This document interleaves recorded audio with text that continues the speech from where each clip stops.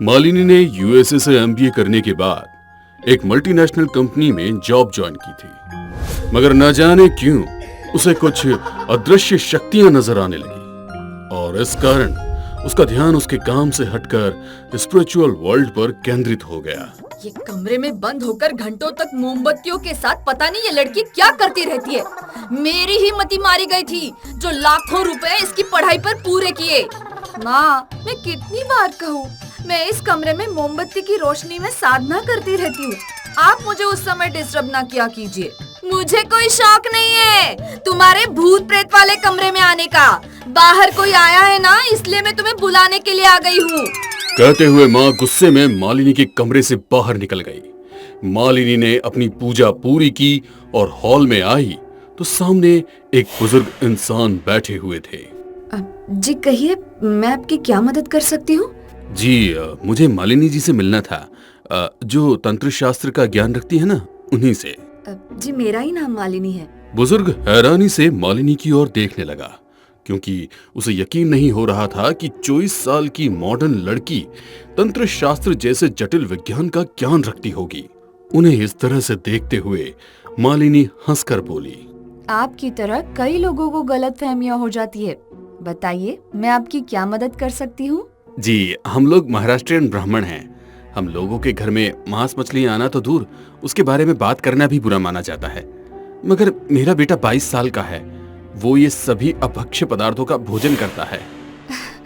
तो मैं इसमें आपकी क्या मदद कर सकती हूँ?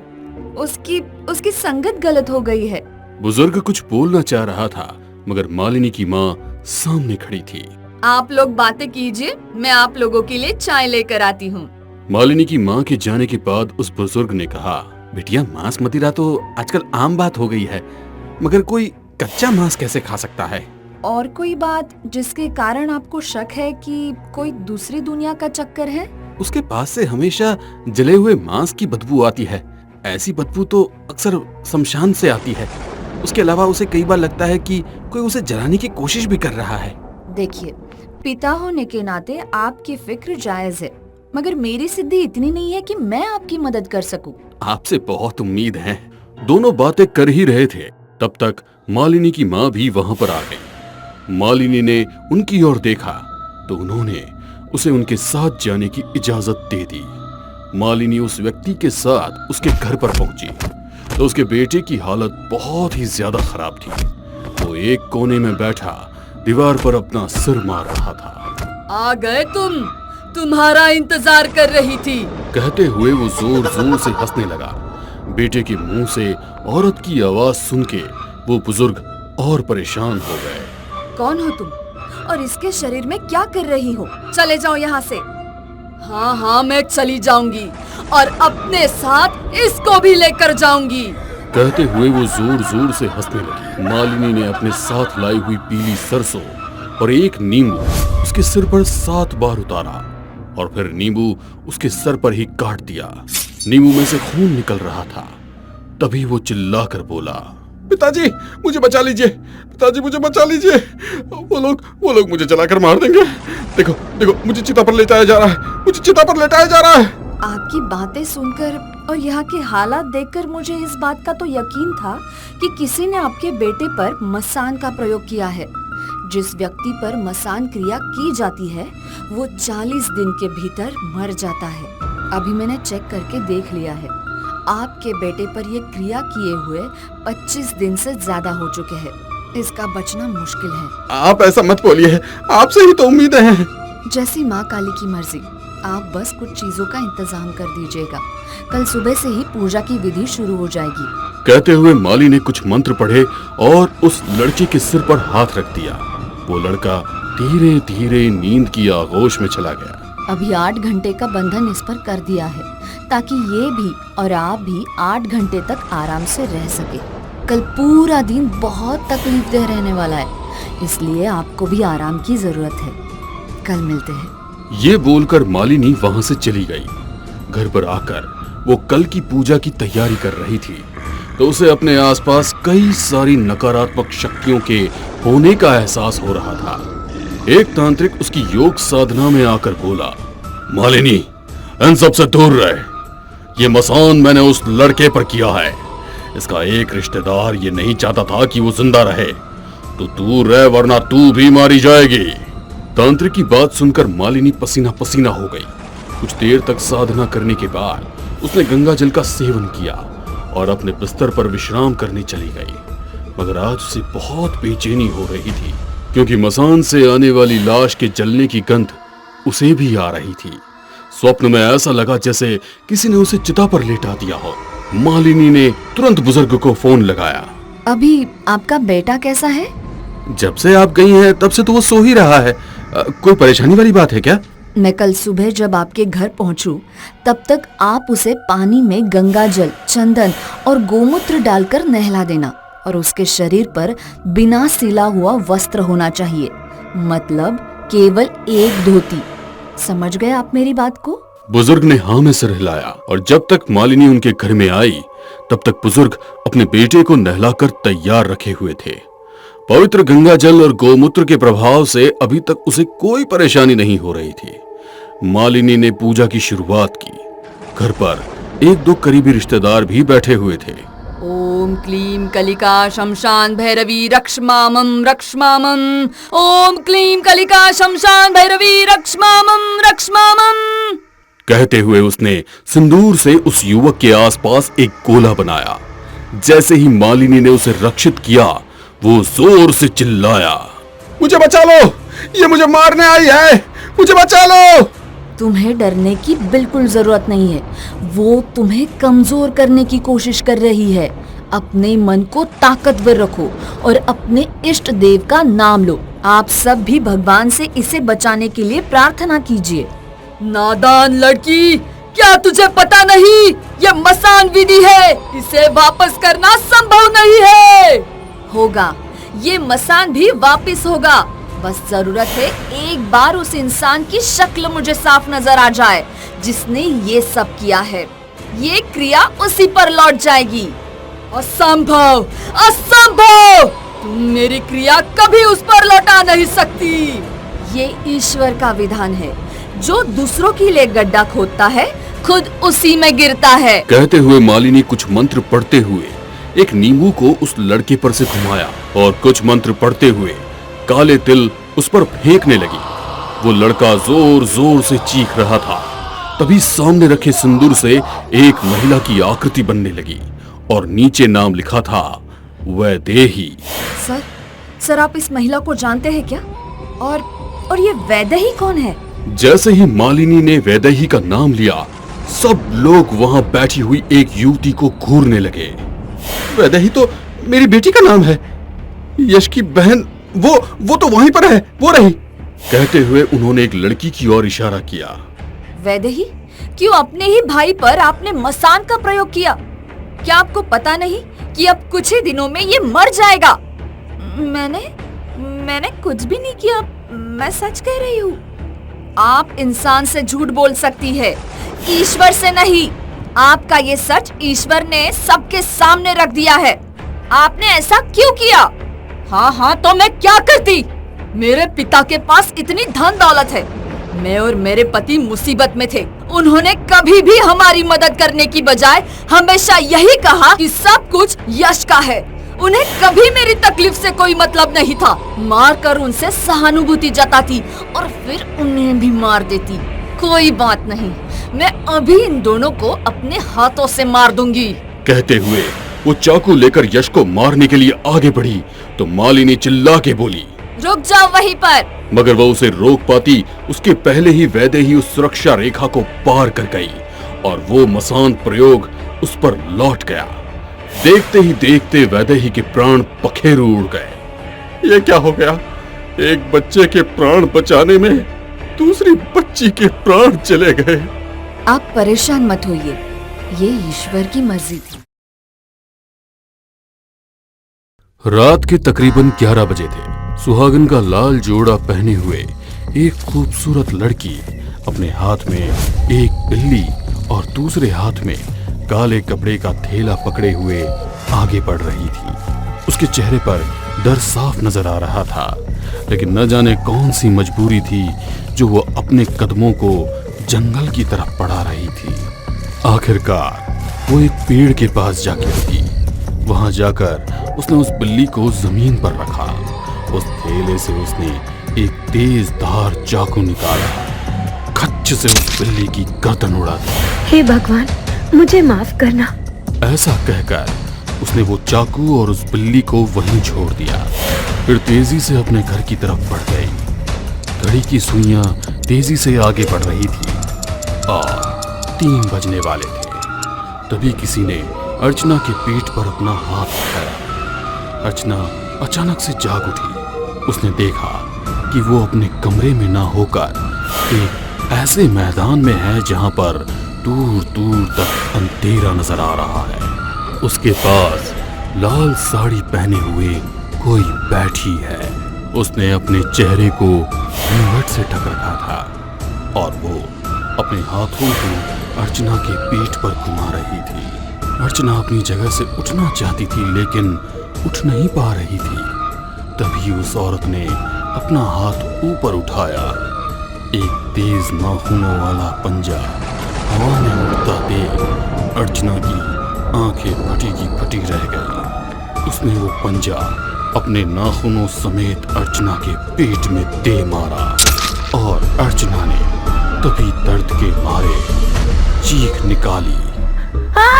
वो अचानक से जाग उठी। उसकी आवाज सुनकर शोभित भी उठ गया। वो अपने कमरे में ही था और हड़बड़ाते हुए बोलने लगी। मेरा बच्चा, मेरा बच्चा, उसने मेरे बच्चे को मार दिया। उसका शरीर पूरी तरह कांप रहा था। शोभित ने उसे संभालते हुए कहा, अरे क्या हुआ तुम्हें? कोई बुरा सपना देख लिया है क्या? अभी तो तुम माँ भी नहीं बनी और ये बच्चा बच्चा क्यों चिल्ला रही हो? अर्चना ने जब पाया कि वो बिल्कुल ठीक है तो वो शोभित से लिपट गई। उसे पहली बार ऐसा खौफनाक सपना आया था, इसलिए उसने इसे भूल जाना ही ठीक समझा। उस रात के बाद से हमेशा अर्चना को यही लगने लगा कि कोई हर पल उसके साथ है। जब वो किचन में खाना बना रही होती तो उसे तालियों के जोर जोर से बजने की आवाज सुनाई देती। जब वो बाथरूम में नहा रही होती तब भी उसे ऐसा लगता कि वो साड़ी वाली औरत उसके पीछे खड़ी उसे देख रही है। कुछ महीने गुजरने के बाद अर्चना ने एक बच्चे को जन्म दिया। बच्चा बहुत ही खूबसूरत था और उसके पैदा होते ही घर में घी के दिए जल उठे। भगवान का शुक्र है, अब मुझे कुछ भी उल्टा सीधा महसूस नहीं हो रहा और मेरा बच्चा भी एकदम सही सलामत है। रात के 3 बजे मुन्ना अपने माँ बाप के बीच में सोया हुआ था और ये परिवार अब बहुत खुश था। तभी अर्चना को वही तालियों की आवाज सुनाई देने लगी। उसने हड़बड़ाते हुए आंख खोली। उसने देखा कि उसका बच्चा एक सफेद चादर पर पड़ा हुआ है और उस चादर का एक कोना उस साड़ी वाली औरत ने पकड़ा हुआ है।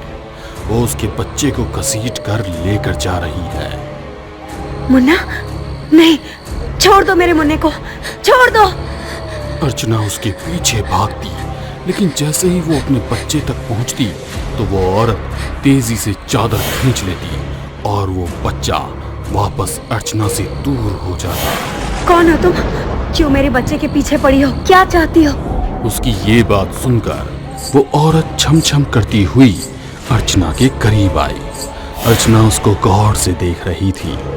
तभी हवा चली और उसके चेहरे से दुपट्टा हट गया। वो एक बहुत ही बदसूरत चेहरा था। आंखें सफेद थी और ये किसी महिला का नहीं बल्कि एक किन्नर का चेहरा दिखाई दे रहा था। अर्चना की सांसें उसे देखकर तेज तेज चलने लगी और आंखें फटी जा रही थी। तभी उसने अपने मुंह से लंबी सी जुबान निकाली और भयानक आवाज की और वो तभी बेहोश हो गए। अगले ही पल उसकी आवाज सुनकर घर के सभी परिवार वाले बाहर भागे। उन्होंने देखा कि अर्चना जमीन पर बेहोश पड़ी है और मुन्ना भी एक सफेद चादर के ऊपर पड़ा बेखबर सो रहा है। कुछ देर बाद जब अर्चना की आंख खुली तो उसने पाया कि वो अपने कमरे में थी, मुन्ना उसके साथ ही लेटा हुआ था और बाकी सब उसे देख रहे थे। मुन्ना, मेरा मुन्ना। उसने झट से मुन्ना को उठाया और उसे खूब प्यार करने लगी। अगर इतना ही प्यार करती हो तो उसे बाहर ले जाकर जमीन पर क्यों फेंका था तुमने? माँ, ये ऐसा नहीं कर सकती। मैं भला अपने बच्चे को क्यों जमीन पे फेंकूंगी? मैं तो इसे बचाने गई थी वहाँ। वो इसे अपने साथ ले जा रहा था। कौन ले जा रहा था? किन्नर, एक भयानक सा दिखने वाला किन्नर। पहले से ही उसकी मौजूदगी अपने आसपास महसूस होती थी, लेकिन कल रात मैंने उसका चेहरा पहली बार देखा। बहुत भयानक था वो, बहुत भयानक। हे भगवान, हे भगवान! ये सुनकर शोभित की माँ कुर्सी पर इस तरह से बैठ गई जैसे उसके पैरों तले की जमीन खिसक गई हो। क्या हुआ माँ? आप जानती हैं कि वो कौन है? ये सवाल सुनकर उसको सालों पहले गुजरा हुआ एक मंजर याद आने लगा। शोभित, तुमको तो पता ही है कि हम कई पीढ़ियों से बहुत अमीर हैं। तुम्हारे पापा इसी पैसे के गुरूर में ऐसे अंधे थे कि उन्होंने पैसों के अलावा किसी को कुछ नहीं समझा। तुम्हारे पैदा होने पर हमारे घर एक किन्नर आया था तुम्हारी खुशियों की बधाई लेने। अरे मोरी मैया, बच्चा तो चांद का टुकड़ा है, टुकड़ा। भगवान इसका नसीब अच्छा निकाले और इसको हर परेशानी से दूर रखे। हाँ, वो तुमको दुआएं दे रही थी, तभी तुम्हारे पापा वहाँ आ पहुँचे और बोले। ये सब क्या चल रहा है और तुम्हें अंदर किसने आने दिया? अरे रे रे, आप तो गुस्सा कर रहे हैं साहब। मैं तो आपके बच्चे को दुआएं दे रही हूँ, दुआएं। जो भी आपका मन हो मुझे दे दीजिए। हमारी दुआओं से ये हमेशा खुश रहेगा। हाँ, और आपका नाम रोशन करेगा। मेरे पास बहुत पैसा है और मुझे इसके अच्छे भविष्य के लिए तुम जैसे ढोंगियों को कुछ भी देने की जरूरत नहीं है। तुम्हारी दुआओं की कोई जरूरत नहीं है इसे। आप ये क्या बोल रहे हैं? थोड़ी पैसे इनको दे दीजिए ना। मुझे कोई पैसे नहीं देने इन्हें। न जात, न धर्म, न मर्द, न औरत। लानत है ऐसी जिंदगी पर। तुम्हारे पापा ने उनको बहुत बेइज्जत किया और घर से निकाल दिया। उस किन्नर के दिल पर ये बात बहुत बुरा असर कर गई।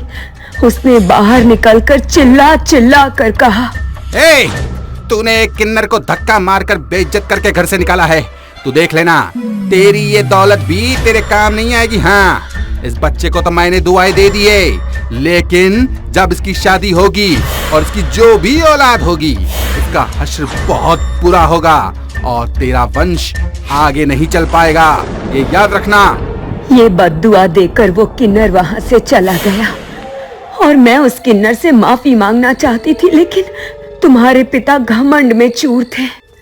अगले दिन जब मैं छिपकर उस किन्नर को तलाशने निकली तो पता चला उसी रात उसकी कार एक्सीडेंट में मौत हो गई है।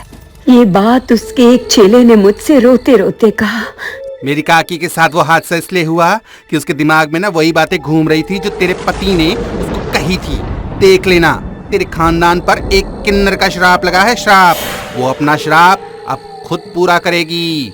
जब तुम्हारे पापा की मौत हुई तो उसने मेरे डर को और हवा दे दी।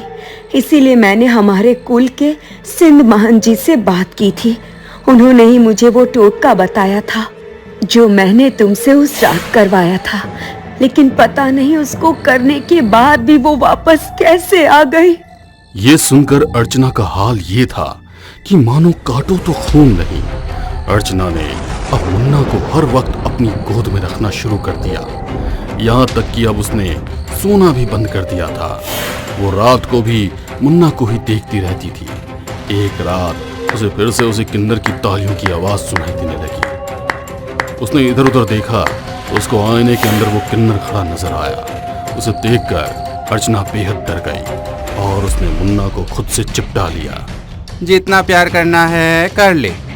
दुर्गाष्टमी आ रही है ना, इस दुर्गाष्टमी की रात में मैं तेरे इस लाल को अपने साथ लेकर चली जाऊंगी और मेरा बदला पूरा हो जाएगा। ये कहकर वो आईने से गायब हो गई। अगले दिन दोपहर के वक्त अर्चना ने मुन्ना को अपने साथ लिया और फिर बिना किसी को बताए घर से निकल गई। इधर उधर पूछताछ करते हुए वो एक बड़ी सी कोठी पहुंची। वहां पर उसे वही चेला किन्नर मिला और उसने उससे बहुत देर तक बात की। उस किन्नर ने उसको एक पर्ची पर कुछ लिख कर दिया।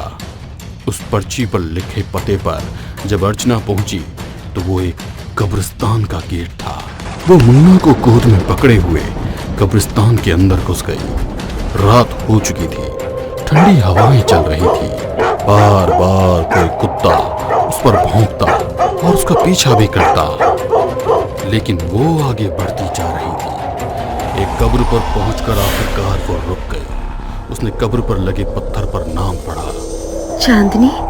वो उस कब्र के पास बैठ गई और मुन्ना को हाथ में लिए हुए आंसू बहाते हुए बोली, तुमको दुर्गाष्टमी का इंतजार करने की जरूरत नहीं है। तुम मेरे बच्चे को अपने साथ ले जाना चाहते हो ना? लो, मैं खुद इसे यहाँ ले आई। ले जाओ उसको। उसकी बात पूरी होने पर हवा का बहाव और ज्यादा बढ़ गया। तालियों की आवाज फिजा में गूंज गई।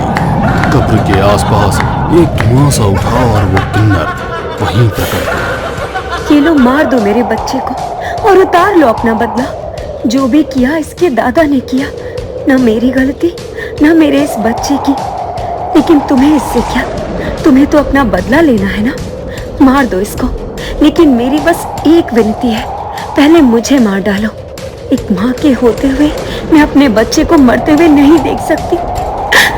अर्चना की आंख से आंसू निकलकर उसकी कब्र पर टपकने लगे, जिसे देखकर अब उस किन्नर का गुस्सा शांत हो गया। हम किन्नर हमारी जिंदगी खुशियों को त्याग कर तुम जैसे लोगों और तुम्हारे होने वाले बच्चों को दुआएं देकर अपनी खुशियों को बांट देते हैं।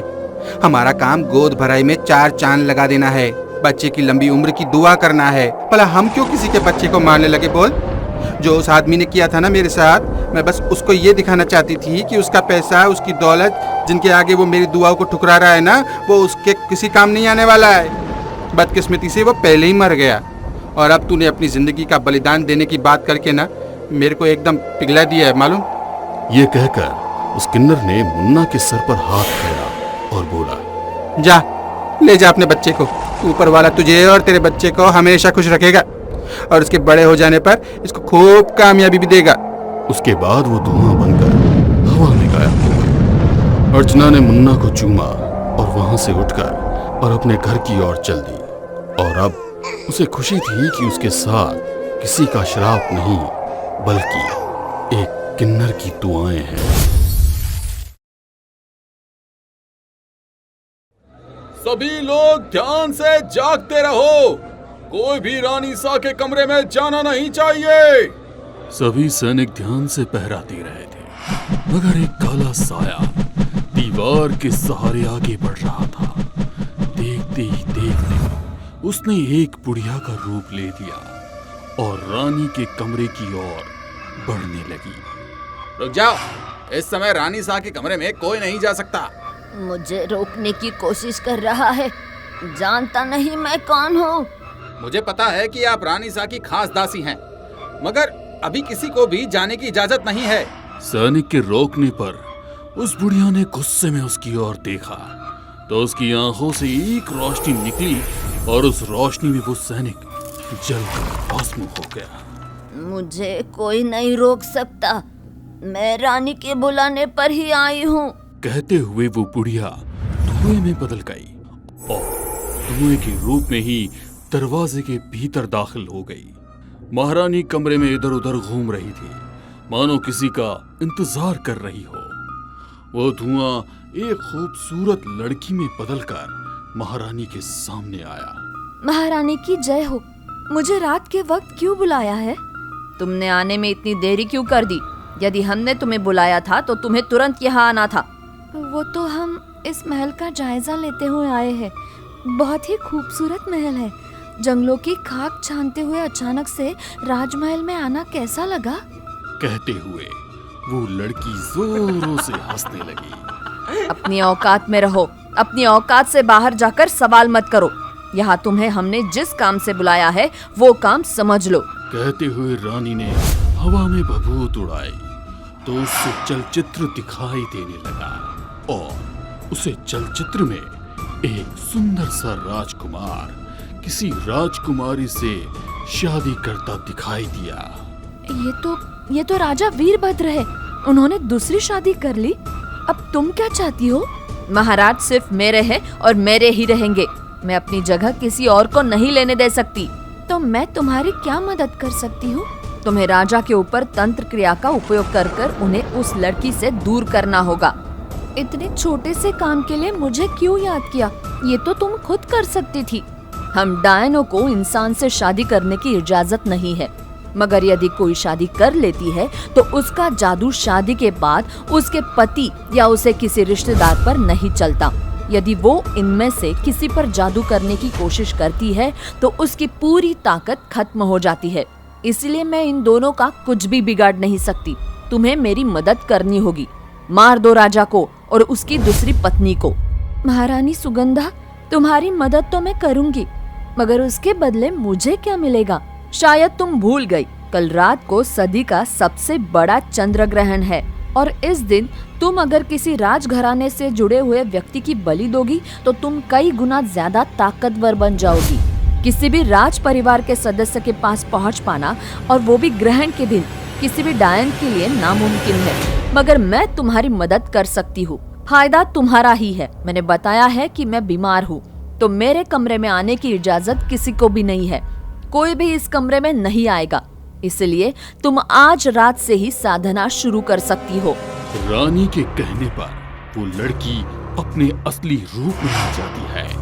खूबसूरत से दिखने वाली लड़की बहुत ही भयानक नजर आ रही थी। ऊपर से नीचे तक काला लबादा और गले में कोड़ियों की माला, हाथ में चिमटा और अजीब से पत्थर। उसके पैर उल्टे थे।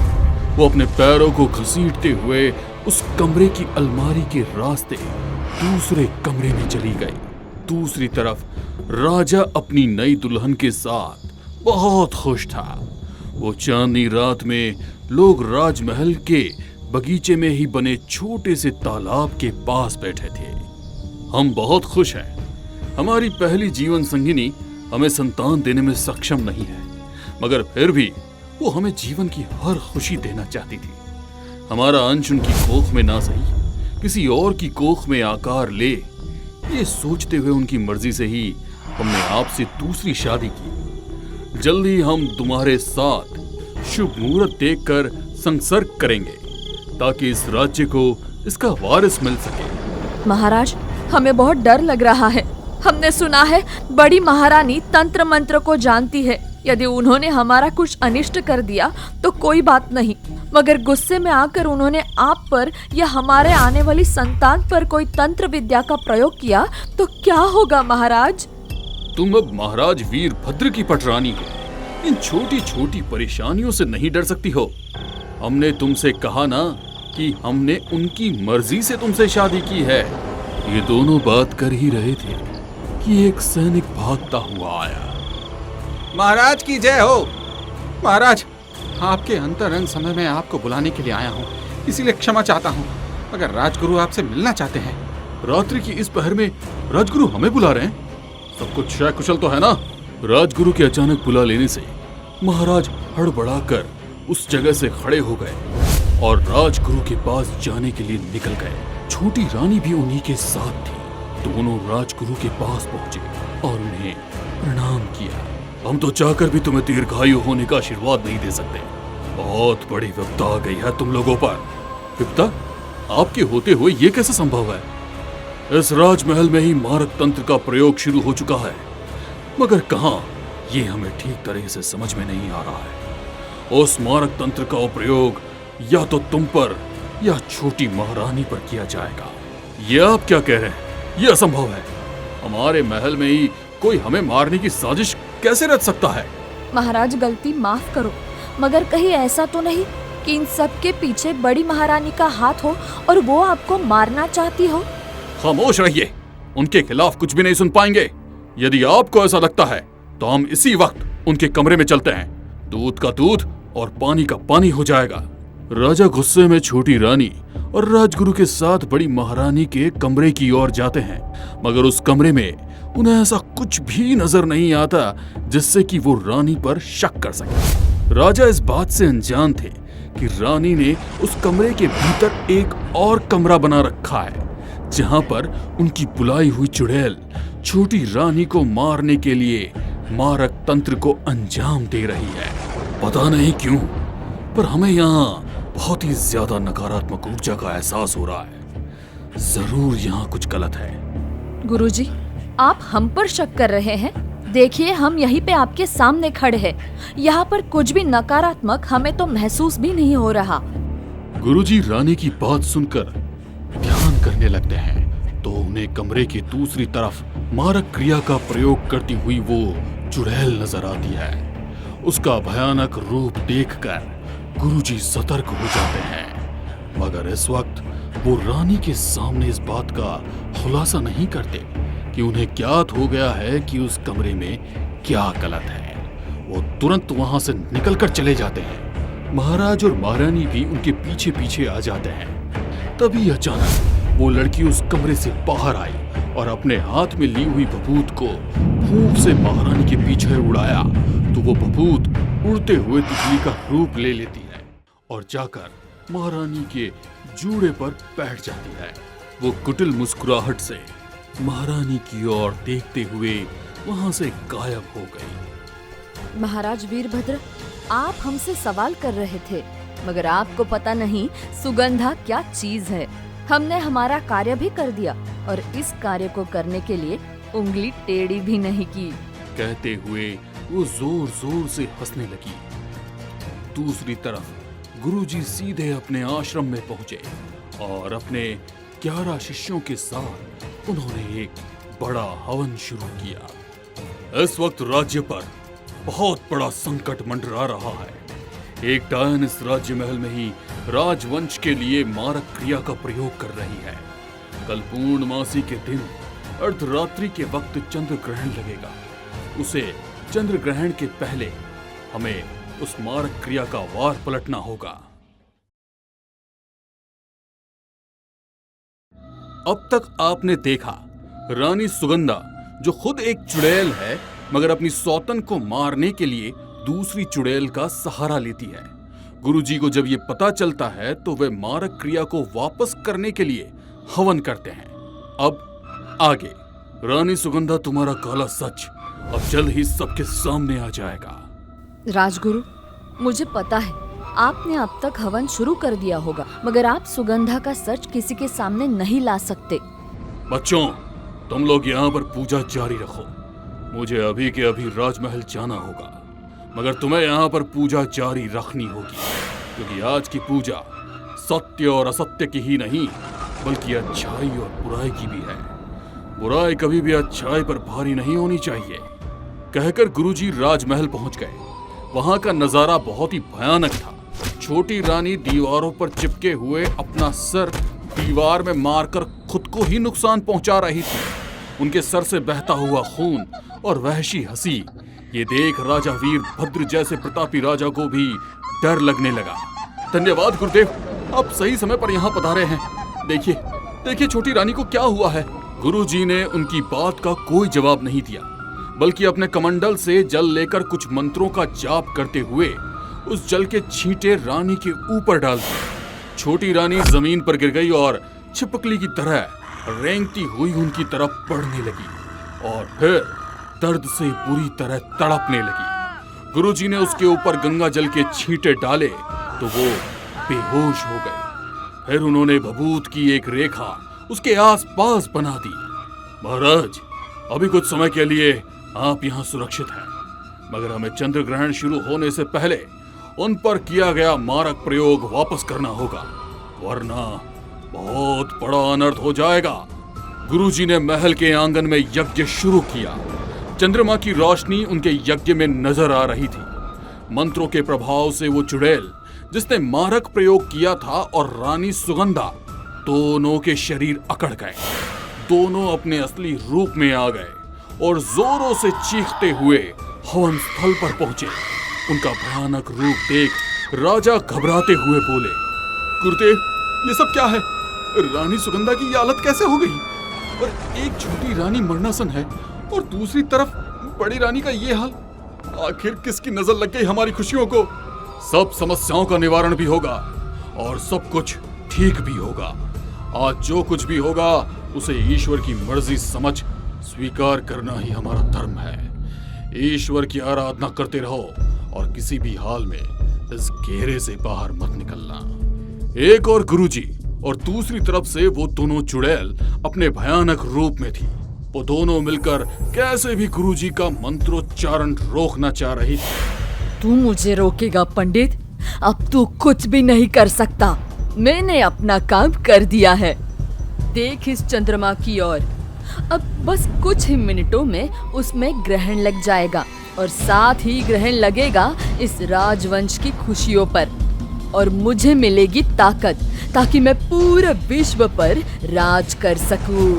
तेरे होते हुए ये मुमकिन नहीं है। मुमकिन है, सब कुछ मुमकिन है। अभी तुझे मेरी ताकत का अंदाजा नहीं है। ये देख तू। कहते हुए उसने सुगंधा की ओर देखा तो सुगंधा जोरों से हंसने लगी। उसकी गर्दन उसके हाथ में थी और वो धीरे धीरे हंसते हुए राजा की ओर बढ़ रही थी। तेरा छल प्रपंच मेरे आगे नहीं चल पाएगा। तेरे दुष्कर्म की सजा तुझे जरूर मिलेगी।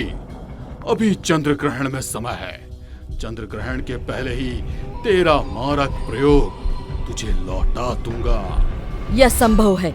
मेरा मारक प्रयोग कोई नहीं लौटा सकता। ये देख, उसका असर होना शुरू हो गया है। कहते हुए उसने छोटी रानी की ओर इशारा किया। उसका पूरा शरीर अकड़ रहा था। वो दर्द में छटपटा रही थी। फिर चुड़ैल ने चंद्रमा की ओर इशारा किया। चंद्रमा पर आधे से ज्यादा ग्रहण लग चुका था। छोटी रानी की हालत देखकर गुरुजी चिंता में पड़ गए, मगर चुड़ैल जोर जोर से हंस रही थी।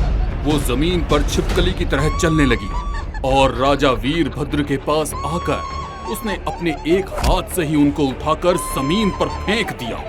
गुरुजी की बनाई हुई सुरक्षा रेखा का उस पर कोई असर नहीं हुआ। गुरुदेव, आप दूर रहिए, वही अच्छा होगा। मैं नहीं चाहती कि महाराज को कुछ हो। इसका निशाना तो छोटी रानी है। आप उसे बचाएंगे तो ये कहीं महाराज को कुछ कर ना दे। फिर वो कटा हुआ सर हवा में ही उड़ता हुआ छोटी रानी के पास गया और बोला, छोटी रानी, अब आप ही राजा को बचा सकती हो। गुरुदेव ने आपकी सुरक्षा की तो राजा की जान पर खतरा हो सकता है। आप खुद को चुड़ैल के हवाले कर दो। मुझे अब एक नहीं बल्कि पूरे राज्यवंश की बलि चाहिए। महारानी सुगंधा, तुम मुझे इस महल में लेकर आई, इसलिए तुम्हारा शुक्रिया। मगर तुम्हें भी यहाँ से जाना होगा। कोई भी नहीं बचेगा। पहली बलि इस राजा की, जिससे मुझे शक्ति मिलेगी। दूसरी इस छोटी रानी की, जिससे मुझे इस दुनिया पर राज करने का मौका मिलेगा। और तीसरी बलि तुम्हारी। यदि एक चुड़ैल किसी दूसरे चुड़ैल की बलि ग्रहण के दिन देती है तो प्रेत लोक पर उसका शासन होता है। महाराज, अब तुम्हें कोई नहीं बचा सकता। कहते हुए उसने जैसे ही राजा पर हमला किया, छोटी रानी जोर से चीख कर बोली, मैं यहाँ तुम्हारे सामने हूँ। तुम राजा को छोड़ दो। महारानी सुगंधा, तुम्हें सजा जरूर मिलेगी। कहते हुए उसने रानी सुगंधा का सिर बालों से पकड़कर उठाया और हवन कुंड की ओर बढ़ने लगी। चुड़ैल ने उसे रोकने के लिए उसके सिर पर वार किया, मगर राजा ने उसका हाथ रोक लिया।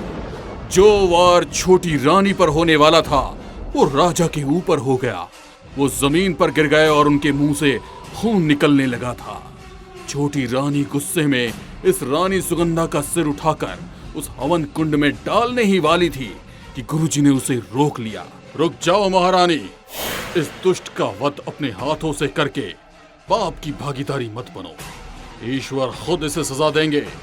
रही उस चुड़ैल की बात, तो इस राजवंश की तरफ आंख उठाकर देखने का अंजाम क्या होता है ये जल्द ही से पता चल जाएगा। गुरुजी के रोकने पर छोटी रानी ने गुस्से में रानी सुगंधा का सिर दीवार पर फेंक दिया। उस सिर के 4 टुकड़े हुए और उन चारों टुकड़ों में से एक एक सर बन गया। अब 4 सर वहां पर उड़ रहे थे। रानी सुगंधा जोर जोर से हंसते हुए बोली, तुम्हें पता नहीं है कि तुम्हारा पाला किससे पड़ा है।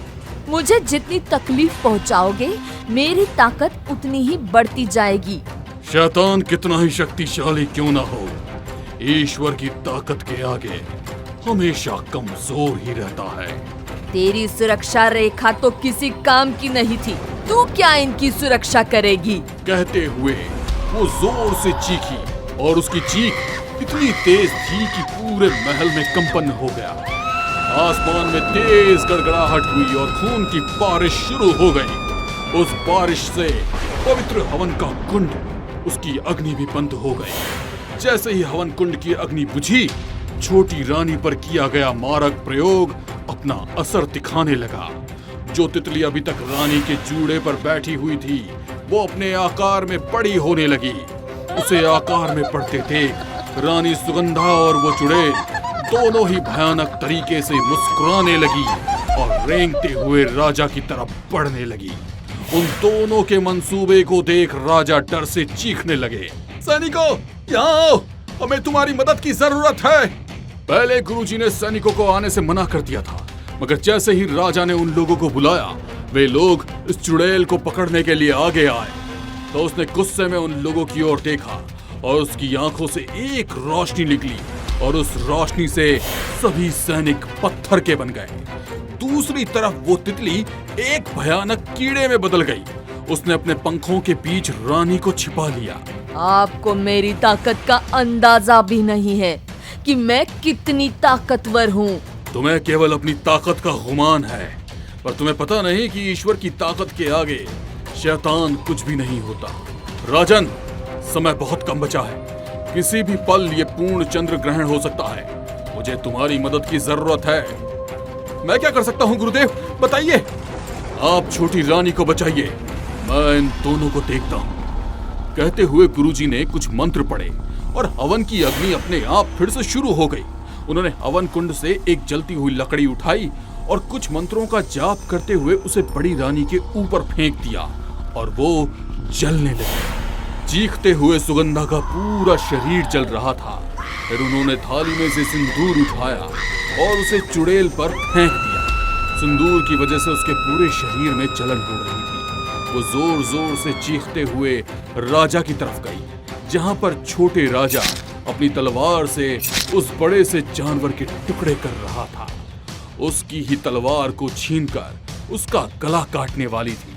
देख पंडित, पूर्ण चंद्र ग्रहण हो रहा है और ये राजघराने की मेरी पहली बलि। कहते हुए जैसे ही वो गर्दन काटने वाली थी, राजा अपनी जगह से हट गया और उसका वार खाली चला गया। गुरुजी ने हवन कुंड के पास रखा हुआ त्रिशूल उठाया और माँ काली का नाम लेकर चुड़ैल के सीने में आर पार कर दिया। वो चुड़ैल धुआं बनकर गायब हो गई और साथ ही गायब हो गया उसका मारक प्रभाव भी। छोटी रानी भी बंधन से मुक्त हो गई थी। धन्यवाद गुरुदेव, आपने हमें बहुत बड़ी विपदा से बचा लिया। कल्याण और दोनों का जो कुछ भी हुआ वो सब ईश्वर की मर्जी थी। शायद ईश्वर यही चाहते थे कि आज उन दोनों की मुक्ति हो जाए। आपको अब महारानी का दर्जा प्राप्त है। आशा है कि आप प्रजा पालन में राजा का सहयोग प्रदान करेंगे। अजय मेडिकल कॉलेज के फाइनल ईयर में था। मानव शरीर के बारे में जानने की ज्यादा से ज्यादा जिज्ञासा उसके मन में खलबली मचाए हुए थी। वो ज्यादा से ज्यादा एनाटॉमी की क्लास अटेंड करता। मानव शरीर के बारे में जानने की उसकी ललक दिन पर दिन बढ़ती जा रही थी। जब भी वो एनाटॉमी की क्लास अटेंड करता, खुद के भीतर एक अलग सी ऊर्जा को महसूस करता था। उसकी इस आदत के बारे में उसके सभी दोस्तों को पता था। सभी उसकी इस आदत के कारण बार बार मजाक उड़ाते, मगर उसे कोई फर्क नहीं पड़ता था। एक दिन कॉलेज में एनाटॉमी की क्लास थी, मगर किसी कारणवश वो कैंसिल हो गई। अजय बहुत उदास हो गया। कॉलेज खत्म होने के बाद शाम होते होते मौसम भी उसके मूड की तरह खराब हो गया। लगातार बारिश के साथ साथ आसमान में तेज बिजली चमक रही थी। हॉस्टल की लाइट भी चली गई थी। अजय उस वक्त हॉस्टल में अपनी पढ़ाई कर रहा था। तभी अचानक उसके फोन पर किसी का कॉल आया। फोन उसके क्लासमेट का था। यार अजय, मुझे पता है आज एनाटॉमी क्लास कैंसिल होने के कारण तेरा मूड ऑफ है, मगर तेरे मूड को ठीक करने के लिए हमारे पास कुछ आइडिया है। आइडिया? कैसा आइडिया? अभी डिनर करने के बाद मैं और राहुल दोनों गार्डन में टहल रहे थे। तभी अचानक 2 एम्बुलेंस आकर मॉर्ग के बाहर आकर रुकी। उनमें से एक लाश उतारकर मॉग के भीतर रखी हुई है। वहां पर एक प्रोफेसर त्रिपाठी थे। उन्हीं के मुंह से मैंने सुना कि इस लाश का पोस्टमार्टम अर्जेंटली रात को ही होगा। वे अभी पोस्टमार्टम कर रहे होंगे। तू चले जा, उन्हें असिस्ट कर लेना। वो भी खुश और तू भी खुश। क्या बकवास कर रहा है? रात के समय पोस्टमार्टम? तुझे मेरी बात पर विश्वास हो तो चले जाओ, वरना कोई बात नहीं। कहते हुए उसने फोन रख दिया। अजय सोच रहा था कि क्या करे। तभी हॉस्टल की लाइट्स भी आ गई। क्या करूं? यहीं रुकूं या जाऊं? कहीं प्रोफेसर नाराज ना हो जाए। कुछ पल खुद से बात करने के बाद अजय ने सोच लिया कि कुछ भी हो जाए वो मुर्दा घर पहुंचकर ही रुकेगा। क्या होगा, सर मना ही तो कर देंगे। यदि वो मान गए तो रात को पोस्टमार्टम में शामिल होने का मौका मिल जाएगा। सोचते हुए हॉस्टल के बाहर निकल गया। तेज बारिश होने के कारण उसने रेनकोट पहना हुआ था। वो तेजी से चलते हुए मुर्दा घर पहुंच गया, मगर वहां पर कोई नहीं था। उसने मुर्दा घर के चौकीदार को आवाज लगाई, वर्मा जी कहाँ हो? मगर किसी का कोई रिप्लाई नहीं आया। वो धीरे धीरे अंधेरे गलियारों में मुर्दा घर की ओर बढ़ने लगा। अचानक वहां की लाइट्स बंद चालू होने के साथ साथ बादलों की तेज गड़गड़ाहट होने लगी। आज मौसम कुछ ज्यादा ही खराब हो गया है। प्रोफेसर त्रिपाठी, क्या आप यहाँ पर हैं? प्रोफेसर त्रिपाठी! आवाज देते हुए अजय ने मुर्दा घर का दरवाजा खोल दिया। वहां पूरी तरह से अंधेरा था। केवल थोड़ी थोड़ी दूरी पर लाल छोटे छोटे बल्ब जल रहे थे, जो उस माहौल को और भी डरावना बना रहे थे। तभी एक मुर्दे का कफन हटा और उसने आंखें खोलकर अजय की ओर देखा। डर के कारण अजय की आवाज उसके गले में ही फंसकर रह गई। वो डरते हुए उस मुर्दे से दूर हट ही रहा था। तभी पास में लेटे हुए एक मुर्दे की ट्रॉली से टकराकर वो उस पर गिर गया। उस ट्रॉली पर लेटे हुए मुर्दे ने उसे कसकर पकड़ लिया। उस मुर्दे से खुद को बचाने के लिए अजय ने पूरी ताकत से उस ट्रॉली को धक्का दिया। वो ट्रॉली दूसरी ट्रॉली से टकरा गई और उस ट्रॉली का लेटा हुआ मुर्दा नीचे गिर गया और उस मुर्दे ने उसके पैरों को पकड़ लिया। भय के कारण उसकी आंखें चौड़ी हो गई। उसने झुककर नीचे देखा तो वहां पर कोई नहीं था। डर के कारण वो मुर्दा घर से भागने लगा तो दरवाजा अचानक से बंद हो गया। वो दरवाजा बजाकर बार बार गेट खोलने की गुहार कर रहा था, मगर किसी ने भी उसकी नहीं सुनी। वो डर के कारण बेहोश हो गया। ये सब उसके साथियों की करामात थी, जो उसे डराना चाहते थे। उसके बेहोश होते ही सब लोग जो मुर्दा बने उस मुर्दे घर में लेटे हुए थे, हंसते हुए मुर्दा घर से बाहर निकल गए। अजय अभी भी वहीं बेहोश था। बाहर का मौसम अभी भी बहुत खराब हो रखा था। आसमान में तेज बिजली चमकने के साथ साथ बादल गड़गड़ा रहे थे। मौसम में ठंडक होने लगी और हवा में धुंध बढ़ने लगी। मानो ऐसा लग रहा था जैसे एक बादल आसमान से उतरकर मुर्दा घर में दाखिल हो गया हो।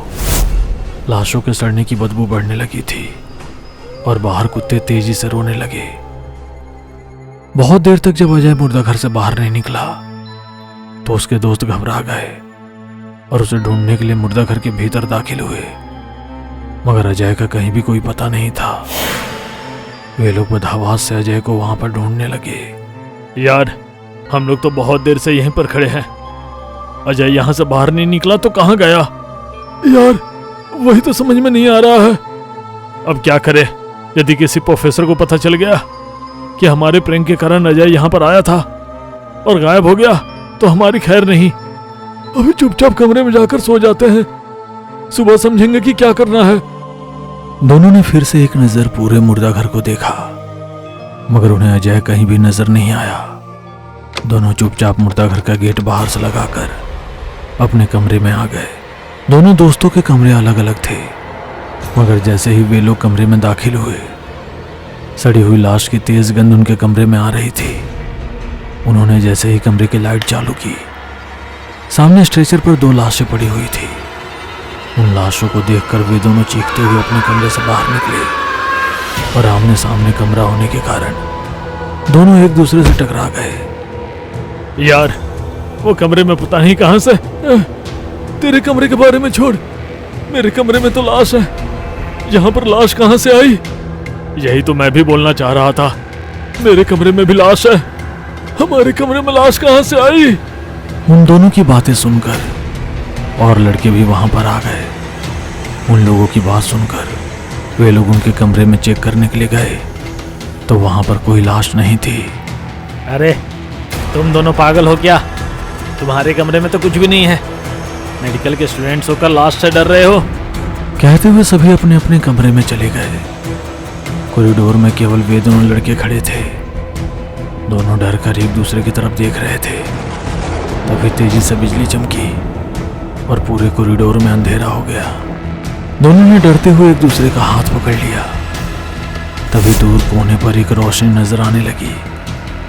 जैसे जैसे वो रोशनी उनके करीब आ रही थी, उन दोनों के चेहरे की हवाइयाँ उड़ने लगी, क्योंकि वो और कोई नहीं बल्कि अजय था। मगर वो एक लाश की तरह नजर आ रहा था। अजय, ये तुमको क्या हुआ है? तुम्हारी ऐसी हालत। तुम हमारे साथ मजाक कर रहे हो ना? क्योंकि हमने तुम्हारे साथ मजाक किया। सॉरी यार, प्लीज अब अपना गेटअप चेंज कर दे। उनकी बात सुनकर अजय गुस्से में उन लोगों की तरफ देखने लगा। उसकी आंखें पूरी तरह लाल हो चुकी थी। उनसे खून की बूंदें टपक कर नीचे गिरने लगी। मजाक? मैं तुम्हारे साथ क्यों मजाक करूंगा? मजाक तो मेरे साथ हुआ है और उसके बाद अब मैं किसी से मजाक करने की स्थिति में नहीं हूं। कहते हुए वो हवा में उड़ने लगा।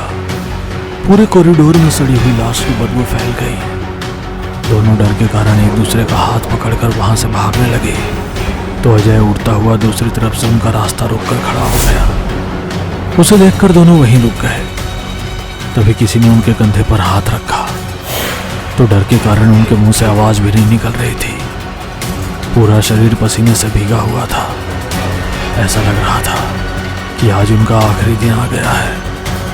वे लोग भागते हुए लिफ्ट की तरफ पहुंच गए थे। बार बार बटन दबाकर लिफ्ट को कॉल करने की कोशिश करने लगे, मगर लिफ्ट कहीं अटकी हुई थी। तभी अजय रेंगते हुए उन लोगों के कंधे पर जाकर बैठ गया। तभी अचानक लिफ्ट आई और वे लोग अजय को धक्का देकर लिफ्ट के अंदर दाखिल हो गए। मगर जब लिफ्ट नीचे जाकर खुली तो दोनों की लाश उसके अंदर थी। अगले दिन पूरे कॉलेज में हड़कंप मचा हुआ था। 3 होनहार स्टूडेंट्स की अचानक से हार्ट अटैक से मृत्यु कैसे हो गई।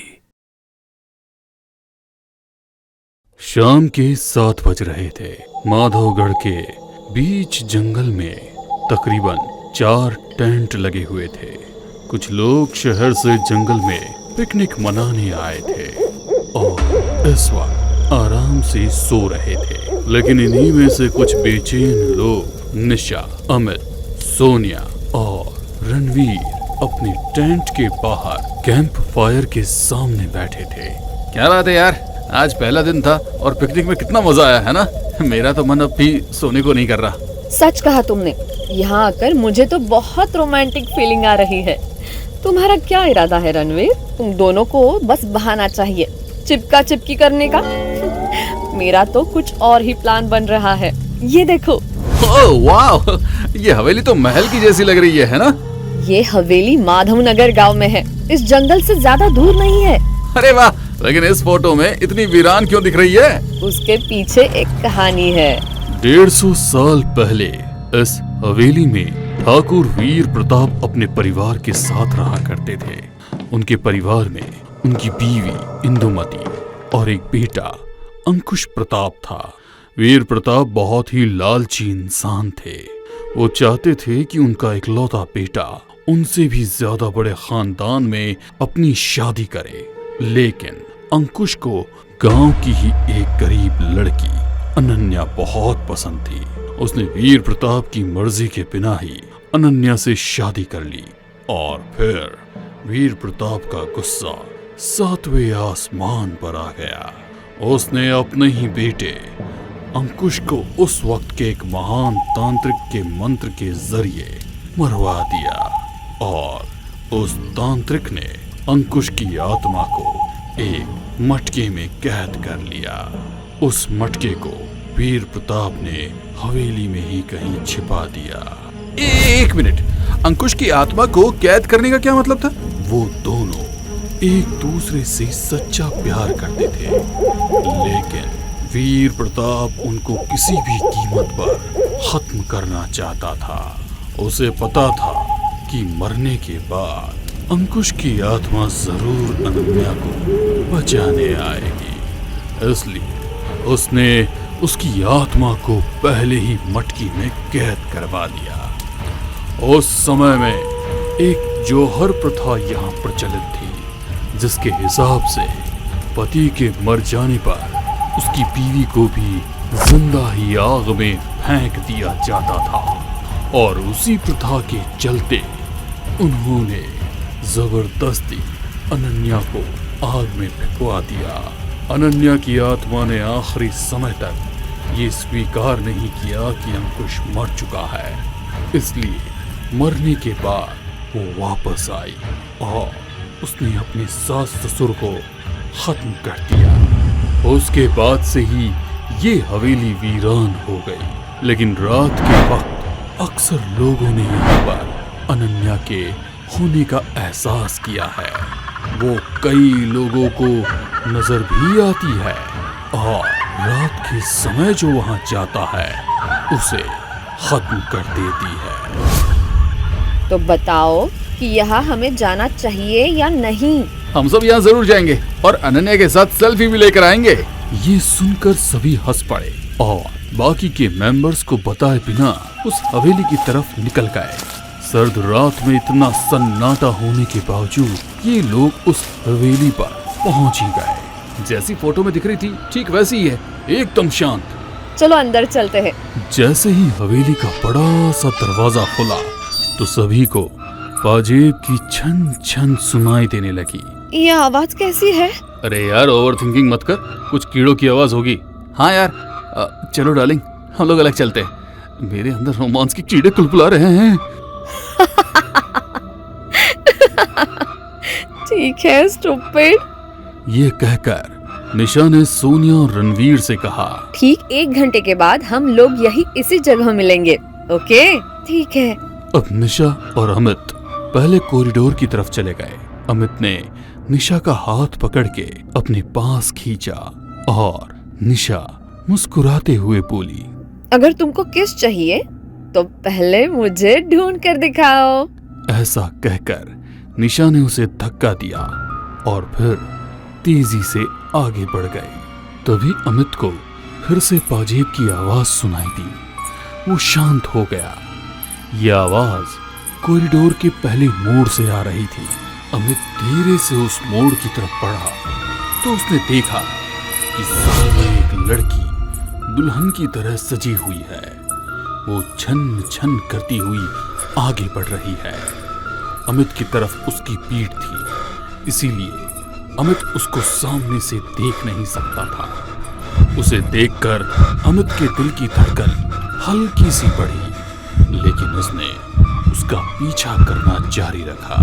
वो लड़की कॉरिडोर के छोर पर जाकर रुक गई और इस तरफ अमित ने भी अपने कदम रोक दिए। तभी एक कमरे से एक आदमी निकल कर आया जिसने ठाकुरों वाले कपड़े पहने हुए थे। उसके सर पर पगड़ी और हाथ में एक छड़ी थी। उसने उस लड़की के बाल पकड़ लिए। हमें छोड़ दीजिए हमें। वो उस लड़की को घसीटकर सामने बालकनी की तरफ ले जाने लगा।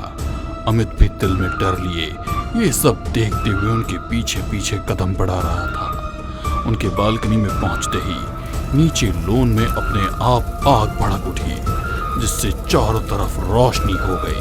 हमें छोड़ दीजिए बाबूजी, छोड़ दीजिए बाबूजी। ये जुल्म नहीं है, ये है जौहर प्रथा। ऐसा कहकर उस आदमी ने बालकनी में ही उस लड़की को आग में धक्का दे दिया। लड़की आग में गिरकर इधर उधर भागने लगी और फिर पूरी तरह आग में झुलस गई। उसकी खौफनाक चीख फिजा में गूंज उठी। अपनी आंखों के सामने किसी की इतनी भयानक मौत देखकर अमित का दिल दहल उठा और वो वहां से उल्टे पैर भागने लगा। निशा, निशा। वो काफी देर इसी तरह भागता रहा और फिर अचानक उसके कदम रुक गए। सामने वही लड़की खड़ी थी जिसको कुछ देर पहले आग में झोंका गया था। वो बिल्कुल शांत उसके सामने खड़ी थी और अमित पसीने से सराबोर हो चुका था। वो लड़की सिर्फ 2 पल के लिए ऐसे ही रही और फिर उसने अमित का गला पकड़ लिया। अमित उससे खुद को छुड़ाने की कोशिश करने लगा, लेकिन वो उसे घसीटकर वापस बालकनी में ले गई। लॉन में फिर से आग जलने लगी। उसने अमित को आग में धक्का दे दिया और अमित आग की चपेट में आ गया। निशा को अब अमित की चिंता होने लगी थी। अब वो उसे ढूंढना शुरू कर चुकी थी। अमित, अमित तुम कहाँ हो? अगर ये मजाक है तो प्लीज ऐसा मत करो। वो तेज तेज आवाज लगाती और उसे ढूंढने लगती। उसे कहीं से पायजेब की आवाज आती तो कभी किसी के कदमों की आहट सुनाई देती, जिससे वो और ज्यादा डर जाती। उसे अमित तो कहीं नजर नहीं आया, लेकिन सोनिया और रणवीर उससे टकराए। सोनिया, रणवीर, सोनिया, अमित पता नहीं कहाँ चला गया। इतना ढूंढा लेकिन नहीं मिल रहा मुझे। अरे लेकिन तुम दोनों तो साथ में थे ना, फिर कैसे वो अलग हो गया? मैंने मस्ती में आकर। निशा की बात पूरी होती इससे पहले ही उन तीनों को एक साथ घुंघरुओं की तेज आवाज आने लगी। उन्होंने इस तरफ देखा तो वही घूंघट वाली लड़की उन तीनों के करीब आ रही थी। उनको अभी कुछ समझ नहीं आ रहा था कि ये सब क्या चल रहा है। जब वो उनसे कुछ ही दूरी पर थी तभी उसके चेहरे से घूंघट हट गया। उसका चेहरा आधा आग में झुलसा हुआ था और आंखें लाल लाल चमक रही थी। ये देखकर इन तीनों के शरीर में कपकपी उठ गई और ये सभी तेजी से मेन डोर की तरफ भागे। वो दरवाजा इनके वहां पहुंचने से पहले ही बंद हो गया। नहीं, खोलो इसे, कोई खोलो। ये तीनों दरवाजे को पूरी तरह पीटने लगे, लेकिन वो उसी तरह बंद रहा। वो लड़की अब इनके काफी करीब आ चुकी। ये तीनों अब दूसरे कॉरिडोर की तरफ भागे। वो लड़की भी इनका पीछा कर रही थी। गलती से सोनिया का पैर मुड़ गया और वो गिर गई। सोनिया, सोनिया उठो, जल्दी से उठो। निशा और रणवीर दोनों सोनिया को उठाने की कोशिश कर रहे थे। तभी उस लड़की ने आगे बढ़कर सोनिया का पैर पकड़ लिया। उसका भयानक चेहरा सोनिया के बिल्कुल करीब था, जिसे देखकर सोनिया की सांस गले में ही अटक गई। फिर उसने एक नजर निशा और रणवीर की तरफ देखा तो वो दोनों भी उससे दूर हो गए। उसने सोनिया को भी अब बालकनी की तरफ घसीटना शुरू किया। लॉन में फिर से आग भड़क उठी। निशा अपने दिमाग को शांत करके ये समझने की कोशिश कर रही थी कि ये सब क्या हो रहा है। सोनिया की चीखें उनको सुनाई दे रही थी। मुझे बचाओ, निशा, रणवीर, यहाँ मुझे कोई तो खींच रहा है। मुझे कहाँ ले जा रहा है ये? बचाओ। लेकिन वो लड़की तेजी से उसको बालकनी की तरफ घसीट रही थी। ये अनन्या की आत्मा है। इसका मतलब है जो कुछ भी हमने पढ़ा है वो सब सच था। तुम क्या अपने आप से ही बातें कर रही हो? उधर वो सोनिया को खत्म करने वाली है। मुझे सोचने दो। निशा की नजर अब उसी कमरे के दरवाजे पर पड़ी जिसकी कुंडी को अभी मंत्रित धागों से बंधित किया गया था। उसने आगे बढ़कर वो दरवाजा खोला। उस कमरे के अंदर वीर प्रताप सिंह की पेंटिंग लगी थी। यही वीर प्रताप का कमरा है। शायद यही कहीं वो मटकी भी छिपाई गई होगी जिसमें अंकुश की आत्मा है। उसने इधर उधर नजरें दौड़ाई, लेकिन उसको कहीं कोई मटकी नजर नहीं आई। तभी वो उस बड़ी सी पेंटिंग के पास गई। पेंटिंग पर हाथ रखने पर वो हल्का सा सरक गई और उस पेंटिंग के पीछे एक गुप्त दरवाजा दिखाई देने लगा, जहां पर जमीन पर एक मटकी रखी हुई थी। उस तरफ से सोनिया की चीखने की आवाज भी अब तेज हो रही थी। मुझे छोड़ दो, मैंने तुम्हारा क्या बिगाड़ा है? छोड़ दो मुझे। अब निशा ने झट से आगे बढ़कर वो मटकी उठाई और जमीन पर दे मारी। उस मटकी से अंकुश की आत्मा निकली और बहुत तेज रफ्तार के साथ वो बाहर पहुंची। अनन्या सोनिया को आग में झोंकने ही वाली थी, तभी उसे अंकुश की आवाज सुनाई दी। अनन्या, ऐसा मत करो, देखो हम आ गए हैं। ये सुनकर अनन्या ने सोनिया को छोड़ दिया। सोनिया भी लंबी लंबी सांस लेने लगी। अनन्या ने पलटकर देखा तो अंकुश उसके सामने बाहें फैलाए खड़ा था। अंकुश! अनन्या भागकर उसके करीब पहुंची। अंकुश ने उसे कसकर गले लगा लिया। सोनिया, सोनिया तुम ठीक हो? निशा और रणवीर सोनिया के पास पहुंचे और उसे सहारा देकर खड़ा किया। वो तीनों गले मिल रहे थे। उन दोनों प्रेमियों को देखने लगे जो कि सदियों पहले जुदा हुए थे। अब हम हमेशा आपके साथ रहेंगे इसी हवेली में, और अब आप किसी की जान नहीं लेंगे। ये सुनकर अनन्या की आंखों से आंसू निकल आए और फिर वो दोनों धुआं बनकर हवा में गायब हो गए। ये तीनों अब वहां से भाग निकल आए और अपनी जान की खैर मनाए। उस रात के बाद वहां जाने वाले हर इंसान को अंकुश और अनन्या की आत्मा साथ में हवेली में घूमती नजर आती है। लेकिन अब वो दोनों किसी को कोई नुकसान नहीं पहुंचाते। जीते जी न सही, लेकिन मरने के बाद अब उनका मिलन हो चुका है।